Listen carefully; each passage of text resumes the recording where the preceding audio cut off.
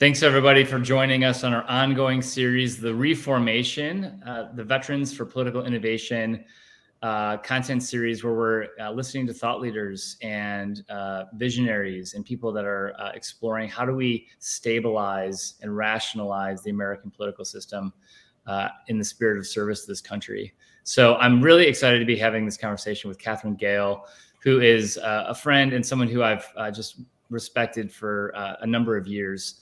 I want to give her bio, but first of all, just say, Katherine, thank you for joining us. Hi, Todd. Thank you for having me. I'm thrilled to be here. I love what you have created at Veterans for Political Innovation. So, Katherine, you come at this work as a business leader, an entrepreneur, an author of the politics industry, which I have here, and you're also a renowned speaker with a popular TED, other things. You were the former and CEO of Gehl Foods, where you led a aggressive and transformational turnaround, received awards, sold the company in 2015, and then pivoted to turn your attention to political innovation. Can you give us a little bit of a backstory? I should just add too that you founded the Institute for Political Innovation after having done your own research around the political dysfunction that plagues our country and pathways towards solutions. Can we go back for a minute and just tell us, like, what inspired Katherine Gehl to go from running a business, being a business leader, entrepreneur, into wanting to get involved in political reform work? Yeah, absolutely. So there is the long story and the short story. Let me go with the short story for today. Essentially, there came a time when I, as an engaged, citizen and CEO, couldn't unsee what I had seen, which is to say that in my work about volunteering to work on change in the political system, I eventually came to the view that it was the system, and that our political system isn't broken. It actually delivers what it's designed to deliver. And out of that work, and using a competition lens, which is what I got from the for-profit, from my whole for-profit career, I identified a solution, which we call Final Five voting. And once I had seen this, as I'm just saying, I couldn't unsee it.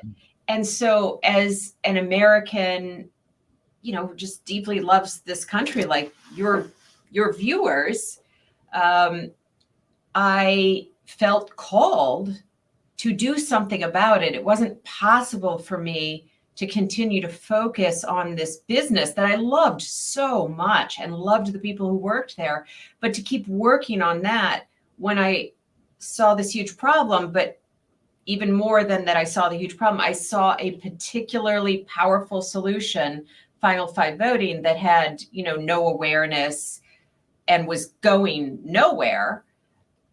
And I wanted to work on that. I wanted to dedicate the rest of my career to seeing if we could make that difference. It was the service that compelled me, that compelled me to sell the company and move into this full time.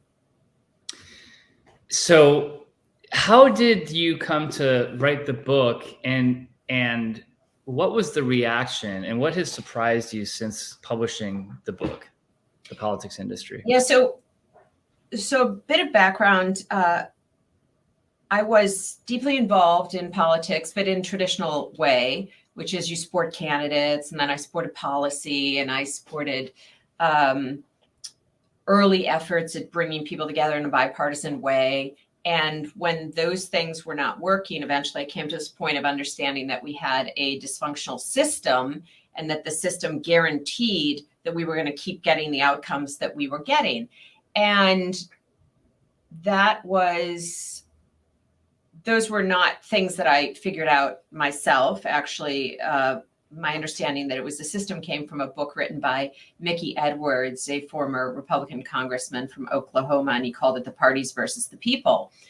And so I knew it was a system, but then one day when I was working on a classic strategy project at my business, I was using all the tools of competition analysis and classic strategy developed originally by Michael Porter at Harvard Business School. And I was using that to figure out essentially how to sell more cheese sauce, which is our, let's say, largest product at my company.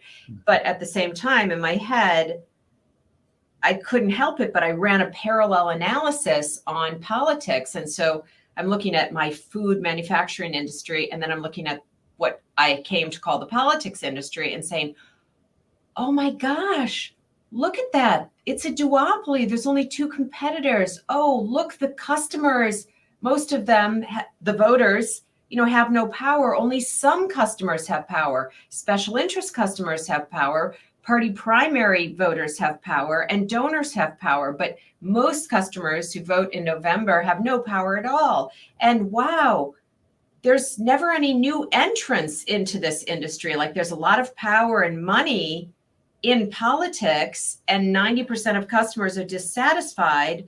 So in any other industry like mine, for example, in food manufacturing, if I was making none of my customers happy and there were only me and one other competitor, new competitors were coming to the marketplace to give customers what they wanted. But even though nobody's happy with politics, we're not getting any new competition. And why is that? And so this analysis was so clear to me that it was the structures of the rules of the game in the industry of politics that were keeping the players in politics from needing to satisfy their customers. And it was just super interesting to me. It wasn't something I ever intended to write about, but it was illuminating. But it was also so obvious that I didn't really think that much of it.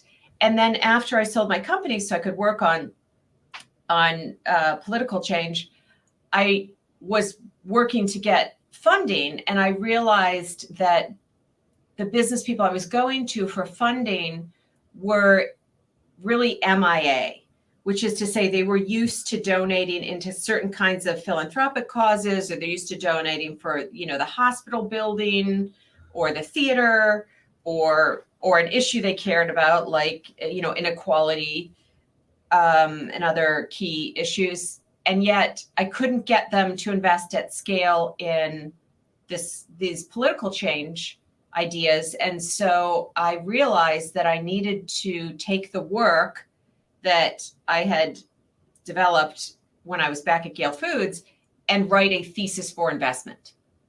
I have to write kind of the prospectus to say, politics is not crazy. It responds to the exact same incentives that work in the businesses you guys are all used to. Because one of the reasons they didn't want to invest is because they just thought all of this was so dysfunctional and so odd, it made no sense to them. And so they didn't know how an investment could change the rules of the game in the industry. So we had to make that connection. And that's why I originally wrote a report that I published out of Harvard Business School in 2017. And then that got a great reception. And it was called How Competition in Politics is Failing America. And then that led to a publishing arrangement with Harvard Business Review Press, out of which I published this book, The Politics Industry, in June of 2020. And it's just, the whole reason for the book is not to sell a lot of books, although of course we want to do that because we want lots of people to read the ideas, but it is all about getting the message out that there is something that we can do about our politics. I had read a ton of books, and they were always like long on the problem, and then there would be a little chapter at the back end that's like, here are a few ideas to fix it. And we actually wanted to be long on solution. And I would just say, I mean, my own journey into this work was spending the last 5-7 years reading tons of books, really trying to get to intellectual honesty about what's wrong, and then get to intellectual honesty about what can be done. And your book was just so illuminating. And the ideas around Final Five voting, which I'm almost, to your point, like almost embarrassed to admit, because I pay attention, I've run for office, I get this stuff at a deep level, I get it. But the simplicity and the clarifying nature of how you move beyond the current incentive structure, I just found personally so compelling that sort of similar to your reaction, but I just said these ideas are so powerful. I can't not pursue them. I can't not become an advocate for them, because I think this actually can work. And there's a lot of ideas about how you fix politics that to me feel ethereal, or I can't fix algorithms. There's a lot of things I can't fix. Maybe if I had a magic wand, I would, but this feels like we can do something. And so let me just get off my high horse and go back to you. Like, what is Final Five voting for people that are maybe less familiar? Why is it so powerful? And then I want to talk about some movement that we're seeing around the country. Okay, so let's quickly talk about the two core problems that then Final Five voting solves for. The first is that right now, November elections in this country for Congress are virtually irrelevant. So when we go to vote in November, if we're voting for our Congress people, and in many cases for our state legislatures and governors alike, our votes mean nothing, which is to say that the winners were already chosen in low turnout summer primaries. So I'll give you a specific quantitative example. As of September 13th of this year, 2022, 86% of the races for the US House were already decided because the primaries had completed. They're already decided because in those 86% of cases, the primaries picked a winner and you know that district is safe for a certain party. So like if a Republican district, Jim wins the Republican primary and it's a Republican district, Jim is guaranteed to win in November because the Republican always wins. And Amy, who wins the Democratic primary in the blue district, is automatically going to win in November. And the thing is that in those 86% of cases, only 8% of eligible voters actually turned out to pick the winners for 100% of the country. And for the 100% of eligible voters, only 8% of them picked the winners, which isn't fair and it isn't democratic, you could say. But the real problem is that when winners are picked by 8% of voters, then those are the only people those winners can afford to pay attention to. And even though we may think that the 8% of people picking winners in Republican primaries and the 8% of people picking winners in Democratic primaries couldn't be more different than one another, they're actually really completely similar in one particular way, which is they are more politically extreme and more ideological than voters as a whole. And they are motivated by what is called out-party hatred, which is they want the other side to lose as one of their top priorities. So when people are elected by these segments of voters, and by the way, I'm a primary voter. I'm sure you're a primary voter. I applaud people who vote in primaries. There's nothing wrong with people who vote in primaries. But the point is that when you get elected by only these people and these people, when you go to Congress, you have to care most about them. And these groups of people forbid our Congress people to do their jobs the way we need them to, which is to say we have this diverse country with complex problems with a lot of trade-offs, right? If we had easy problems, even this crummy system would solve them. So we have these complex problems in immigration and healthcare and national security, any problem you want to mention. And the way forward for a sustainable solution is you have to reach across the aisle, you have to negotiate, you have to make deals.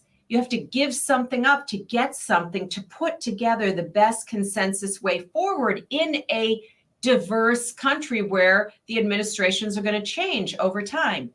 And when you create that bipartisan bill through negotiation, nobody can afford to vote yes on it. Mm-hmm. Because even if they believe that that's the best bill that we could have and it's the right solution, and they would say that behind closed doors, even if it's not everything they want, They can't vote yes because they'll lose their next election, because they'll lose when those 8% of people are the only people having a say.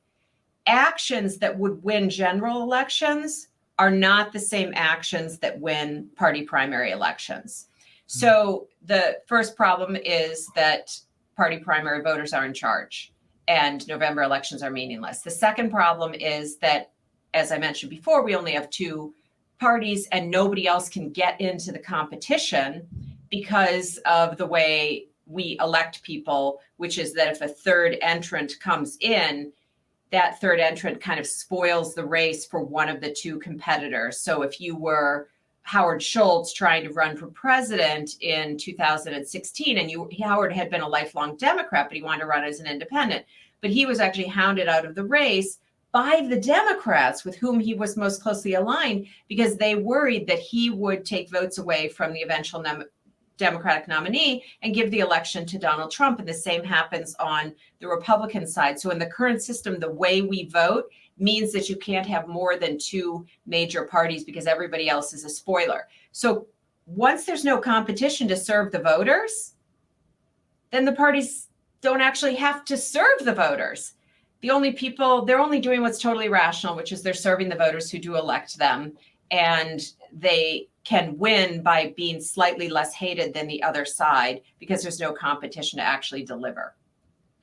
Okay, sorry, I went on and on. Those are our two problems. Here's Final Five voting. Final Five voting solves for both of these problems and will fundamentally change the incentives that drive the behavior while people are legislating. Final Five voting is the umbrella term for two changes to our election system. First, we get rid of party primaries. There is just a single ballot primary where all candidates run on the same ballot and all voters choose from that set of candidates, regardless of party affiliation. You pick your favorite, just like always, polls close. And out of this single ballot primary, we advance five. The top five finishers advance to the general election. That's change one. Now we benefit from a dynamic, diverse campaign of different candidacies, visions, priorities, et cetera, between the primary and the general. And now in the general, we have to figure out who should win. And it's not quite as simple as people might think, because now that we have five and we get all those benefits of competition, you wouldn't want one of these five to accidentally win with 21% of the vote, which could happen if the vote split relatively equally five ways, right? So we have to figure out, how do we know which of these five has the broadest support of the most number of voters? And that's super easy. We just use instant runoffs to narrow the five candidates to the final two candidates, at which point the candidate with the majority is the winner. So Final Five voting is the combination of a open single ballot top five primary and instant runoff voting general elections. And together, these things make sure that no winners are chosen until November, and winners are always chosen by a majority of the voters, and new competitors can enter to put pressure on politicians to be accountable. And that's the solution. And a lot of the mythology is that this work is about, or people think it's all about presidential races. And this is actually about what we do in states and how states determine how to conduct their own elections. And so can you talk about, give us a forecast for the movement around Final Five voting, and where are we seeing opportunities nationally? And maybe where are we seeing resistance? Yeah, I have it here. Okay, so I have, this is the pocket constitution. And I always just have to look at it and say, oh my God, it's so short, right? So there's something that's in here that is the key to all of this, which you're referring to, and that's Article 1. And Article 1 of our Constitution gives each state the power to make all the rules of how their federal elections work. So any state can change their current rules of elections for the House and the Senate to Final Five voting rules without the okay of any other state. Each state can do that individually. And that's the method we are working on. And then, of course, each state can change the rules for their own state legislature as well. So we're not focused on the presidential election. As you noted, this is all about Congress and state legislatures and statewide offices like governor and lieutenant governor. And there are two ways that states are changing these rules. The first is through ballot initiatives. So about half the states have the opportunity for citizens to vote on actual legislation usually on their November ballots. So people may know, if you're not in one of these states, you may recognize that in California, you're always hearing about Proposition 15, Proposition 12. Those are ballot initiatives where the citizens choose. So Alaska is the first state in the country to have Final Five voting style elections, and they changed their rules in November of 2020. Alaska citizens voted yes to change to these new rules of Final Five voting style. And now this year, Nevada citizens have an opportunity on November 8th to vote yes for Final Five voting in Nevada. We have a pipeline of states that will be ready for 2024 for more ballot initiatives. And we also have legislative campaigns in two states very active, and that is Wisconsin and Georgia, where they don't have ballot initiative and the legislature has to change the rules and the governor has to sign it. And so those are the two methods, and we just keep moving down the road. So anybody who's listening to this podcast who wants to start a Final Five voting campaign in their state should move right ahead and do that. Get engaged with Veterans for Political Innovation, and I'm sure you guys will help them get going. We will. Well, I know our time is limited, but Katherine, this has been a phenomenal conversation. I'm truly inspired. Oprah Winfrey says that there are certain books that she says are books with wings because she throws them across the room because it's been so illuminating. And yours was a sort of a book with wings. These ideas are so powerful, and we're seeing that. And so I do encourage folks to get involved, launch a state campaign, join Veterans for Political Innovation. And we'll stay in touch with you, Katherine, and the important work that you're doing. So thank you for your time and for your patriotism. Thank you. And if I could say one thing to you, Todd, and to many of your listeners who will be veterans, in the Nevada campaign, the team that is running that campaign has found, and this will likely not surprise you all, but has found that veterans are the best messengers. Because in this divided country, one thing that continues to unite us is our collective support for the sacrifices and the service that veterans have delivered for the country. So any one of you who gets involved in Final Five voting has really an outsized opportunity to make the difference. In the foreword to my book, it was written by two veterans, Mike Gallagher, a Republican from Wisconsin, and Chrissy Houlihan, a Democrat from Pennsylvania. And they wrote, that they went into the military because they loved the country and they wanted to serve. And then when they returned from the military, they both ran for election to Congress because they loved the country and they wanted to serve. And they were bringing up, why is it that when we were fighting in the military, we were on the same For America team. And now when we take love of country and desire to serve to the US Congress, are we automatically on two different teams? And it shouldn't have to be that way. And Final Five voting would make it possible for people, even with different policy views, to be on the same For America team. Powerful. Thank you. Thank you, Katherine. We'll be in touch soon. Bye-bye. We'll see you in Nevada.